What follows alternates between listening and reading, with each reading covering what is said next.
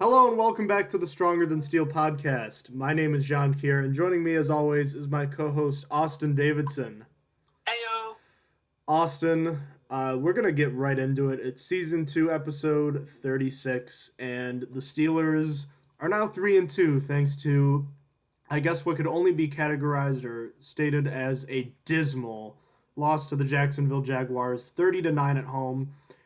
Where do we even begin with this game, Austin? I guess we just talk about our quick takeaways now that the game has been over for about 2 hours. What are your quick thoughts on the Steelers' loss at home? The Steelers are awful. Leonard Fournette's late touchdown reminded me of the Ezekiel Elliott touchdown of last year, and Ben is doing awful this season. What are your quick takeaways? I think this was the worst game Ben Roethlisberger has ever played in his career, and at least as far as interceptions go, that's correct. Uh, there's so many things to not like about this performance, but the game plan on offense was also putrid. And losing at home is bad, and losing at home in this fashion is ungodly, which is why I am now into my second beer as we wrap up this lovely Sunday edition of our podcast. So yeah, there's that. Good old swig, and there we go. It's fizzing. Oh, this is going just like the game, very badly. In any case, about the game itself, I guess the good news as far as the injury report goes is that only two players showed up on the injury list and even left the game at all. That them being safeties Mike Mitchell and Sean Davis, but they both returned. So it appears for the second week in a row the Steelers didn't have any major injuries to worry about. So I guess that's good, but that's about where it ends, Austin, because the offense played I guess its worst game of the season. There have been 5 bad offensive performances this season, at least when you compare it to the standards we all set before the season of 30 points a game. So when looking back at this game, what are you going to remember about the offensive performance? Break it down for me. Well, I just want to say that we joked. How silly of us to joke that Haley would have the ball aired out all game instead of taking the low-hanging fruit. Well, Haley had something to prove, apparently, and chose only to rush with Bell 15 times. 15 against the worst-ranking rushing defense. Why are the coaches so stubborn in forcing this? I get it. It's supposed to be a surprise. But, oh no, how would they ever expect us to throw? Because they're the worst rushing defense. They're going to expect us to rush all over them. Let's surprise them. They're not the number one pass defense or anything. Let's do it. But once you figure out, hey, this isn't working so well, and you also see that when Bell rushes, it's pretty good, you're supposed to change the game plan. But no, Haley has to be stubborn and force it. But I can't put all the blame on the coaches. If Roethlisberger played well in the second half, that game plan could have worked. They probably should be able to throw all game when you have Roethlisberger and Brown. But now this comes into question when Roethlisberger's off target and slow on his reads, causing him to throw a career-high 5 interceptions. That's awful. Is the Roethlisberger-Brown connection ever going to be the same when half of it's broken? It looks like we don't know. I mean, Brown's production's still there, but Roethlisberger throwing to anyone besides Brown is just abysmal. It's pretty bad. But I won't even lie, though. While Martavis Bryant sucked, I felt like wide receivers and tight ends were doing well here for the matchup they had. Brown did Antonio Brown things. Bell got a lot of catches. Smith-Schuster had 58 yards. James had a nice catch for 15 yards. He didn't really have the biggest day either, but he did have a nice 15-yard catch. I don't know. I just feel like for once I really blame this on Ben and coaching and blame any lack of productions from the receivers on Ben. Other than that, I thought blocking as a whole was solid from this game. Only gave up 2 sacks against the Jaguars, who had the most sacks in the league coming into this game. And I also I felt like other than Chris Hubbard, run blocking did well as well. So the one really bad thing was a holding call on DeCastro that took back an Antonio Brown touchdown in garbage time. That it still really hurt because the Steelers didn't finish the game with a touchdown. It would have been a little bit of a moral victory or just a mental victory, rather. No, Just I don't know if that's necessarily garbage time yet. There was still 3 minutes left, and a touchdown there makes it a one touchdown game. I know You're that right. I know they hadn't scored a touchdown to that point, but the likelihood of them scoring wouldn't have been great afterwards. But making it a one touchdown game doesn't mean it's garbage time just yet. Had they been down by 2 scores, that's another thing. You're right. But yeah, because they could have recovered an onside kick and possibly, and even if they didn't recover the onside kick, I think they would have been, if I remember correctly, they had one timeout left, and they could have been able to stop them, but it didn't happen. Regardless, that was a big mess up for DeCastro. Anyway, what did you see from the offense in this game? Anything? That was a second. DeCastro's really trying his best to try to make you look bad. That's the second time he's had a bad penalty after you were talking about how great he's been with not getting a penalty this year.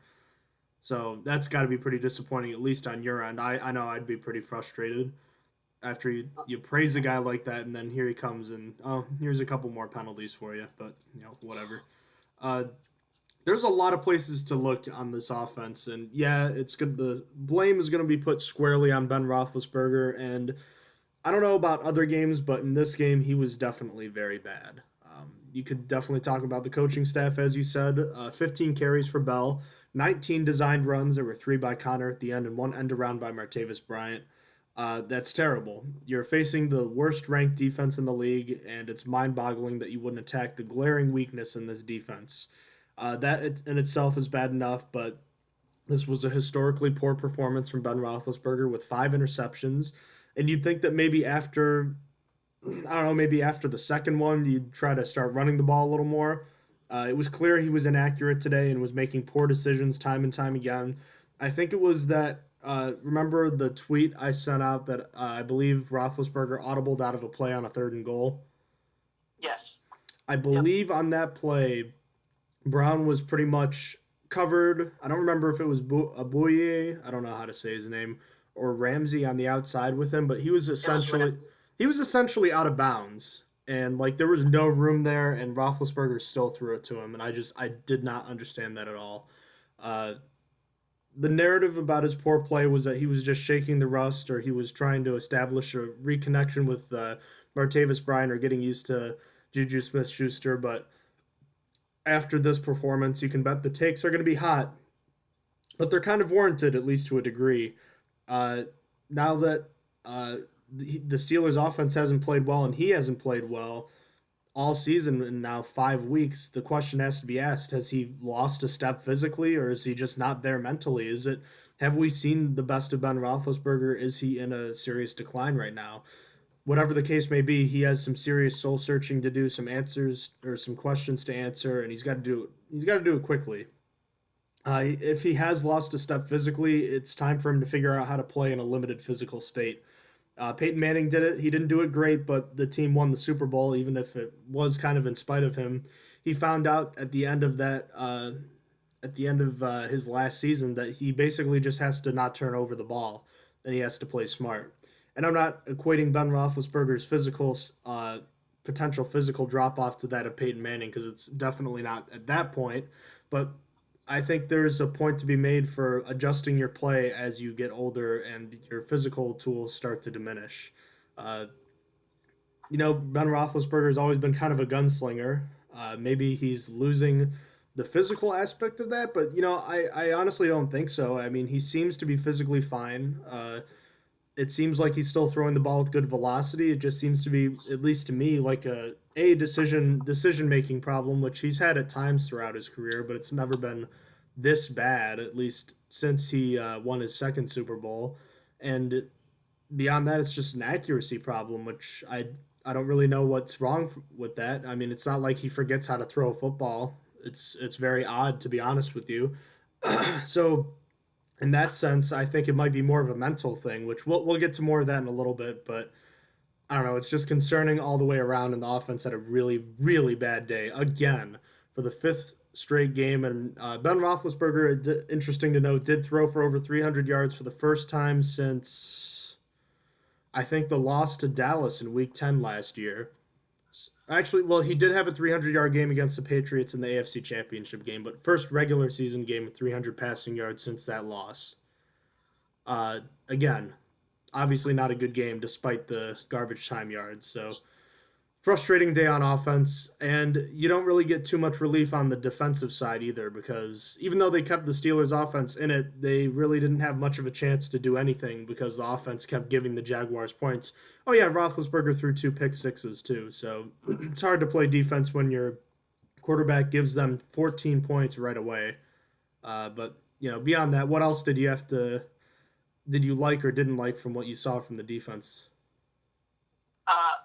I really don't understand why this team can't stop the damn run. Blake Bortles threw 14 times. 14! That's less than the amount of times that Bell rushed in this game. And it was nice when Bortles threw. He wasn't doing too great because he's bad. And the Steelers should have forced him to throw more because he's bad. Or so to say he's trash. But it's just aggravating because this team does well in the passing game, but as soon as another team gets a running game going, it's over. They lose steam and give up huge plays. So that last touchdown in garbage time left such a bad taste in my mouth, too, because the defense just gave up. They had no heart whatsoever. Couldn't even finish the game. I'll reel it back a little. It's just I wanted to that it's all about how you finish a game, not how you play at the start. So I'm just angry about the second half because the defense just decided to shut down, decided to give up, and that pissed me off more than anything. I honestly, I think I'm more pissed at the defense than the offense because the offense sucked pretty much all game, and just seeing the defense just give up like that really just left a bad taste in my mouth. And the offense completely performed worse. They're the bigger reason why the Steelers lost this game, in my opinion. But it's just how it is in my mind. But as I said, reeling it back in the first half, the defense did decently. Fournette and Ivory weren't doing anything crazy and actually stopped the Jaguars. And the defense actually stopped the Jaguars from getting points on their first drive for the first time all year. No other team, every other team that the Jaguars faced gave up points on the Jaguars' first possession. So I guess that's something. But that's all the compliments I can pay. What do you have to say about the defense in this game? I felt differently originally regarding Leonard Fournette's final touchdown. I'm trying to watch it because there we go. I remember seeing the replay of it and I was like, wow, this isn't as bad. See, what I originally thought, because I had turned off the game at this point, was, Fournette probably just broke a few tackles and then, rushed into the end zone and the Steelers were just, too tired, because at this point they did play well in the first 3 quarters. They were bottling up the running game pretty well. Fournette's first 10 carries were only for 34 yards. So it wasn't like he was, slashing and running all over the Steelers. But I think the defense, like you said, did kind of give up on that last run. There was a huge hole. And I don't want to say the pursuit was, not there, but it seemed like they were just a step slow. And they probably didn't have any faith in, even if we get the ball back to our offense, it won't matter because they had just lost all their faith on the offense. Even when you take away the long run by Fournette at the end, the Jaguars still average over 4 yards a carry as a team. It was clear they were gassed at the end, but there were still a couple of drives in particular. I can't remember. I think there was one at the end of the first half and in the fourth quarter, early on in the fourth quarter, where I think the Jaguars ran it every time. Like, everyone knew they were running the ball, and they still ran the ball just effectively enough to grind out a few first downs. That was extremely frustrating, especially when you consider that Blake Bortles threw for less than 100 yards, and that's now the second Steelers loss this season. Both of them have come to Mike Glennon and Blake Bortles, who combined threw for 195 yards, 2 interceptions, and 1 touchdown. So that means that even in one game, those combined stats are not good for a quarterback, and they've combined had those poor numbers combined, and the Steelers could not win either game. Again, it's not all on the defense for that, and they didn't play their worst game ever. They definitely didn't get any help from the offense, but you would have liked to see them play a little bit better. But it's clear that they didn't have anything left at the end, and that was disappointing. As far as special teams go, Austin, it's a pretty quiet day. Boswell had 3 pretty easy kicks that he made, so that's good after he missed one last week. It wasn't a lingering issue. Jordan Berry had 2 good punts, 1 bad punt that I remember. The return game was nothing too spectacular that I remember. Yeah, I have nothing to add. It's just the one punt down inside the 5 was kind of nice, but that's really all I can really remember from the special teams. Yeah, nothing too exciting to report there. So I guess we'll go with our awards this week because there's so much rewarding to go around here. So we'll start with the big stop of the week. I'm going to give it to Ryan Shazier because he had a big play at the end of the first half that gave the Steelers a chance at some life at the end of the first half. I forget if it was Mercedes Lewis or Alan Hearns. Who was the intended receiver on that play? That it was O'Shaughnessy. Oh, okay. Wow. I was way off. In any case, Shazier essentially ripped the ball away from O'Shaughnessy while he was laying on top of another Steeler defender. Again, I forget who. But he ripped the ball away and started running with it. And yes, the return, he was clearly down at where he picked off the ball. But it was a big momentum swinger for the Steelers, or at least it looked like it. The offense had been really bad, and the Jaguars seemed to be moving the ball at least a little bit to getting some more points. They were ahead 7-3 at this time. Steelers managed to get a field goal out of it, and were only down by 1 point at the end of the half. So the game was still clearly within reach at this point. But the offense just, again, could not get it done. But I'll go with Ryan Shazier with the big stop of the week because, this is his 6th interception in the last 10 games. For all the problems with his over-aggressiveness and maybe his problems in coverage regarding how easily it is to bait him, he's still a really good football player. He's got great athleticism, and plays like this are why he's one of the better ones in the NFL. So Ryan Shazier wins the Stronger Than Steel big stop of the week. Once again, so congratulations to him. Who is the Stronger Than Steel player of the week? The only person to ever show up to these games, it feels like, no offense to Le'Veon Bell because he's also starting to show up now, but Antonio Brown for his 10 reception, 157-yard performance, he wins Stronger Than Steel player of the week. All right, we'll jump right into our final award of the week. It's play of the game. And Austin, talking about the whole narrative of the Steelers offense tending to kind of go the opposite direction you think they're going to go, they started the game off with a bang. It was a 49-yard pass from Ben Roethlisberger to Antonio Brown. You kind of thought, maybe this game is going to turn out pretty well. Maybe they'll get back on track here. And that was the only noteworthy play from the offense pretty much all game. But, it was a pretty great play. You could argue that Brown probably should have been called for offensive pass interference, but it looked like at the time the Steelers were really going to benefit from that play, and they got a 3-point lead to start the game, but boy, what an ugly game the rest of the way. But I would agree with you if you think that this is the biggest play of the game outside from Shazier's interception, which we already covered. I think it's the only play out because if Shazier didn't win Big Stop of the Week, he would have easily won that with no question. And we just like to have diversity with these awards. We don't want to have the same thing. We don't want it to be like, oh, the player of the week is Ryan Shazier because he showed up on defense. He had an interception. It's also the play of the game, so he also gets. We don't want it to be redundant, I guess, is what I wanted to get to. So.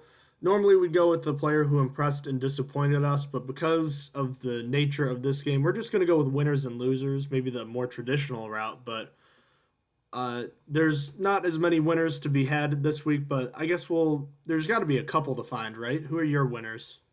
I actually found 2. The first one is actually Juju Smith-Schuster, who had a few big plays. He had 4 catches for 58 yards and a long 21. And he had no penalties in this game, which is actually in itself a win for him as he's tied for leading the team for penalties. So he continues to show improvement, and that's good. That's really what we're looking for here. And then the second one, when I saw the stat line, I was blown away. Javon Hargrave, he was involved in 10 tackles. Like that's unheard of for a nose tackle. That's just a crazy amount. So good to see him getting more playing time. I guess the Steelers at least changed some game plan, realizing that the the Jaguars were going to rush all games, so they put the better nose tackle in. So, who are your winners? I got a few. I have three.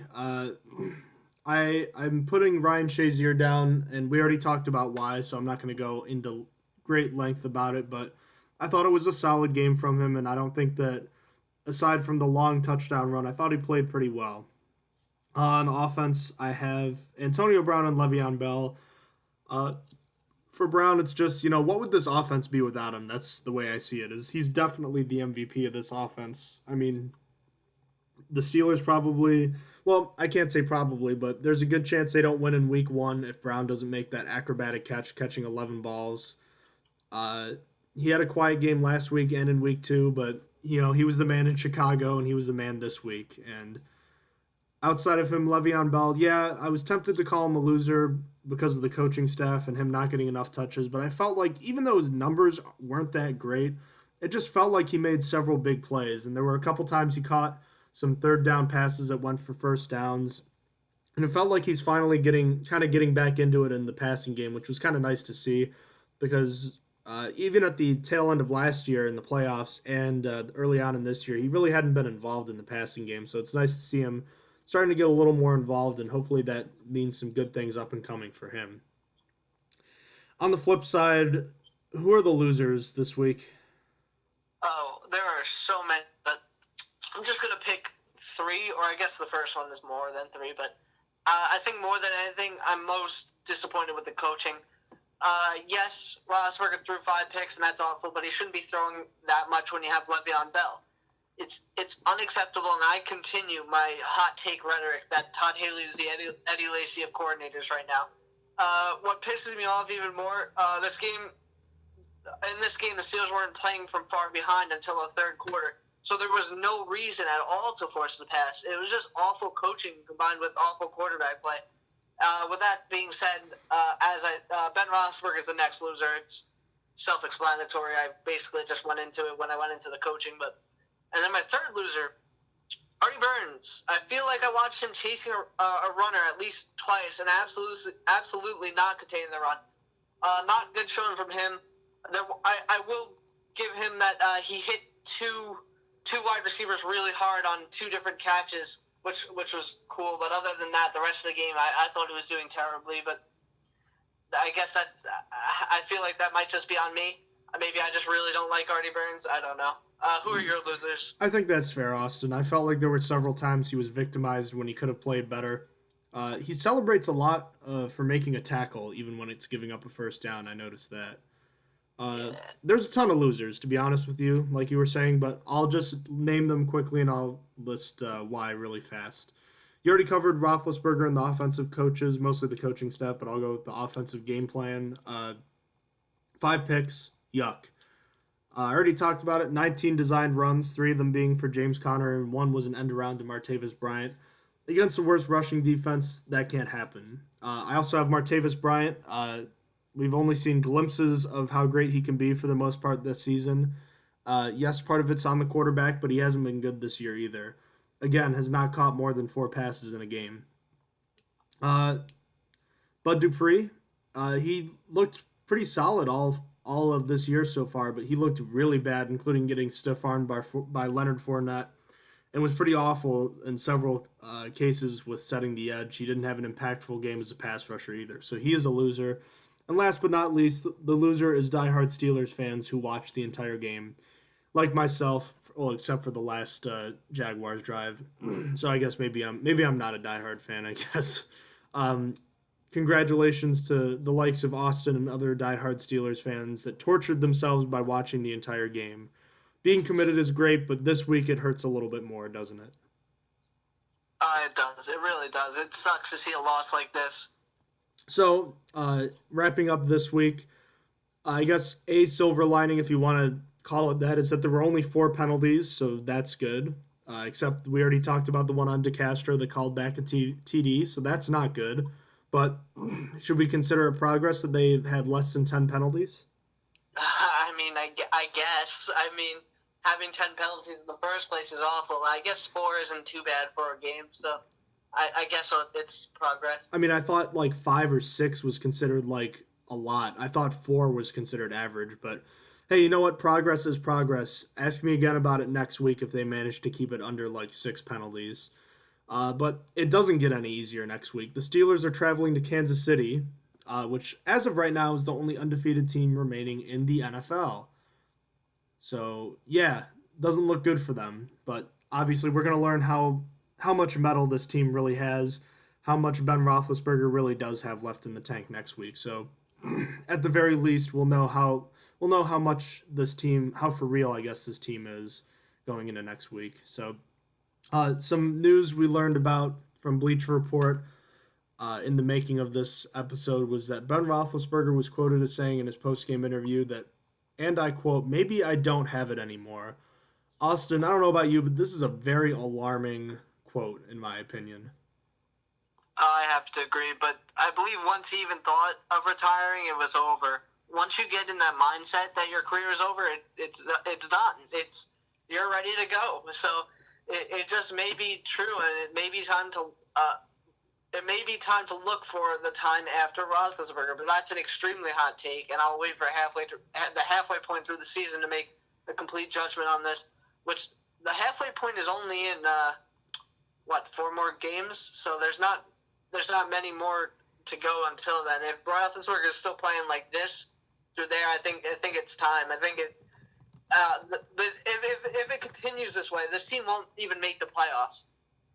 I mean, that's actually hard to say. The AFC North is garbage. The AFC North is garbage. The Browns have nothing. The Bengals are making a comeback since the Bengals are only 1 game away from the Steelers. And the Ravens, as they're going right now, will be tied with the Steelers for the top of the division, with the Steelers having the tiebreaker since they beat them. But it's really rough to say.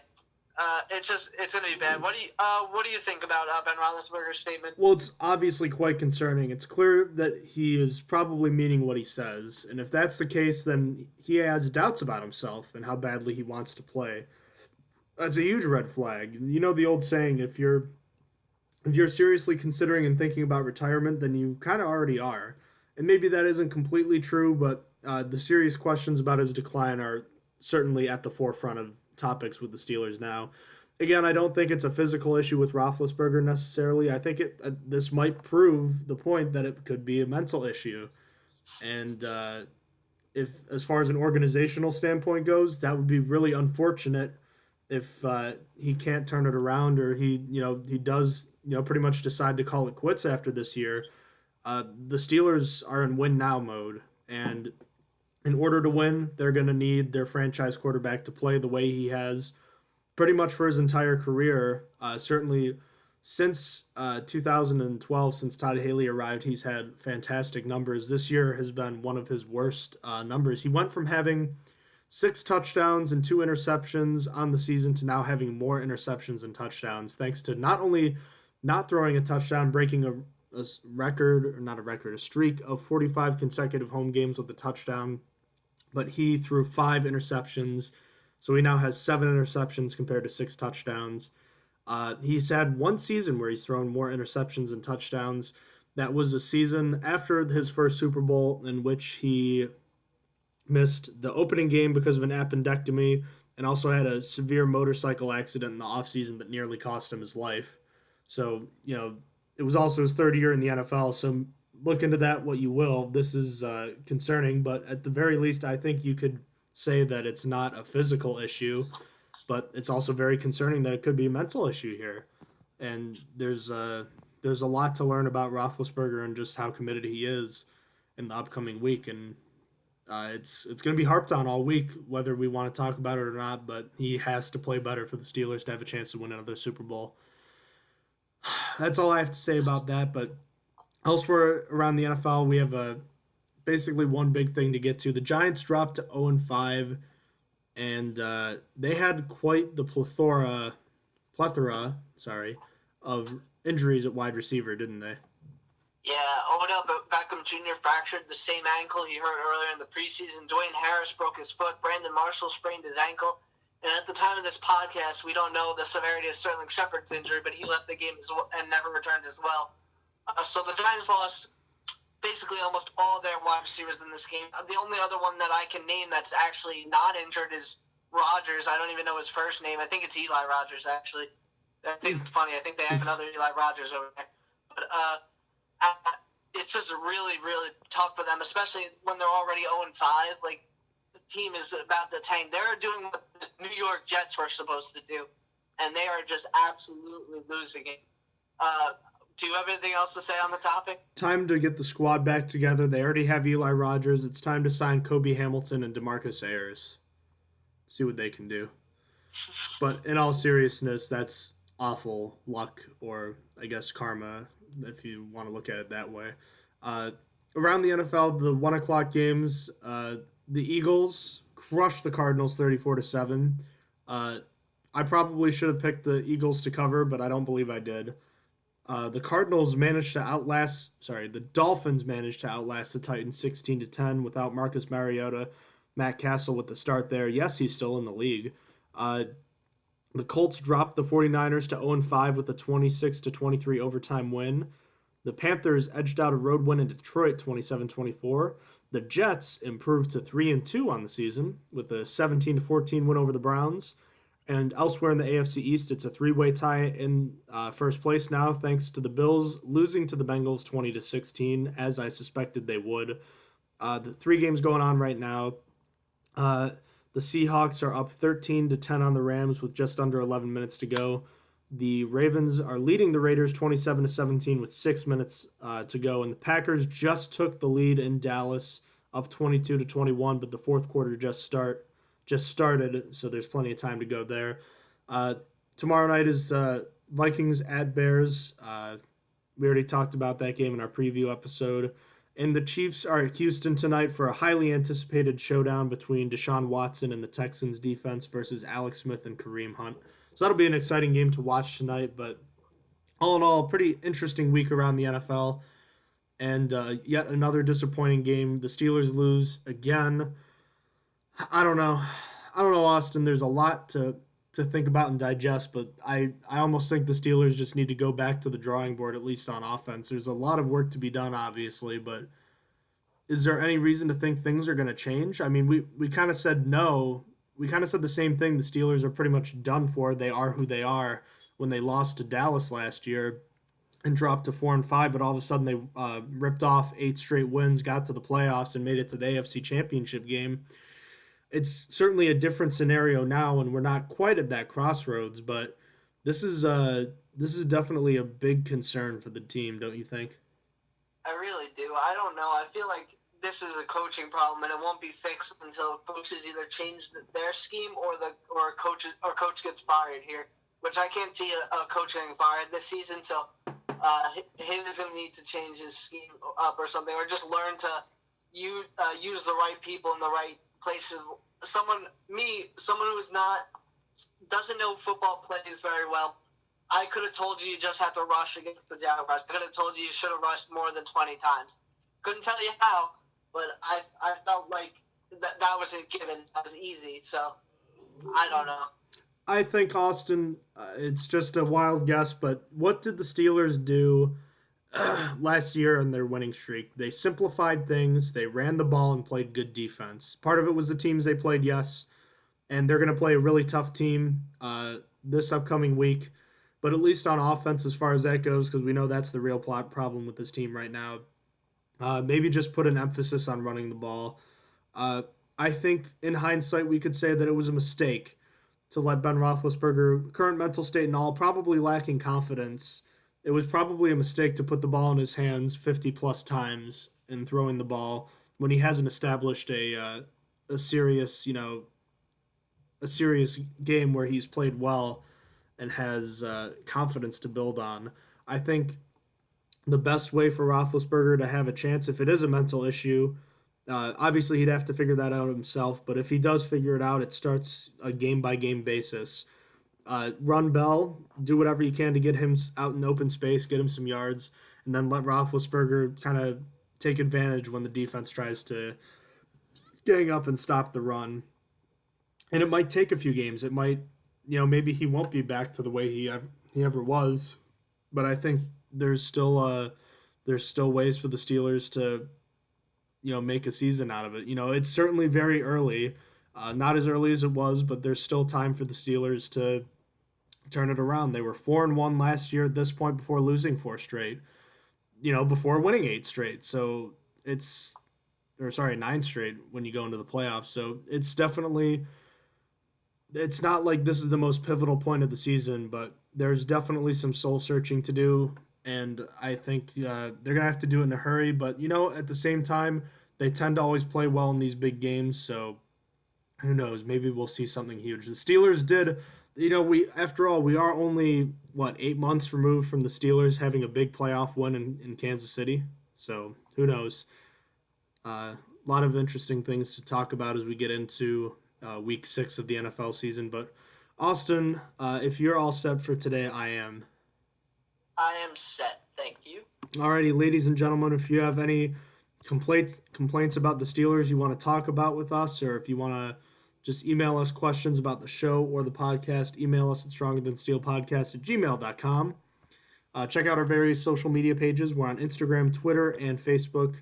Respectively, our usernames are stronger_steel_NFL, stronger_steel, and Stronger Than Steel Podcast. We post our episodes on SoundCloud and YouTube under our same name, Stronger Than Steel Podcast. Just a quick note, the last few episodes, we've had trouble with YouTube lately. One of our videos was flagged, and now some of our videos have been getting taken down, and we're not entirely sure why. I believe one of the episodes, the Steelers recap episode win over the Vikings in week 2, I believe that episode was put back up. That was originally taken down, and then the last night's episode that we made previewing this week's game was also taken down. So I don't really know what's going on. YouTube is very vague about what is a problem and what isn't. They didn't tell us specifically what the issue was. It just says inappropriate content, and I'm not quite sure what that is. So I've been trying to get into contact with them, but it's very tough. YouTube doesn't seem to be very interested in dealing with this kind of problem. They have very vague guidelines, as I was saying.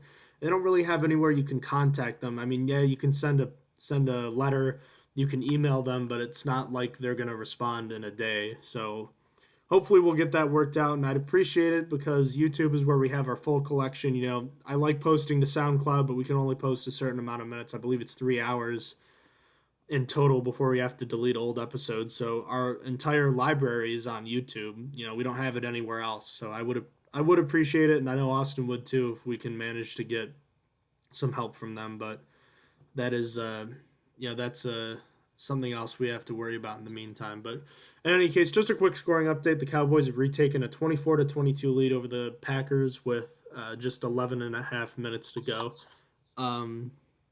Austin, thank you again for joining me. It's going to be a long week, but we'll have to see if there's another big news story more about Ben Roethlisberger going into the week. We may have some news by fire coming here.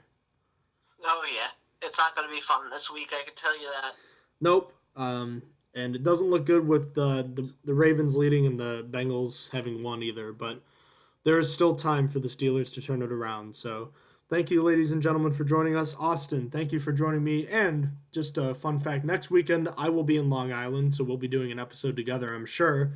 We'll figure out those details at a later point, but obviously we're looking forward to that. And hopefully we'll see a Steelers win next Sunday, but we'll get into that later. So thank you again for joining me, Austin, and everyone have a safe and wonderful night. Good night.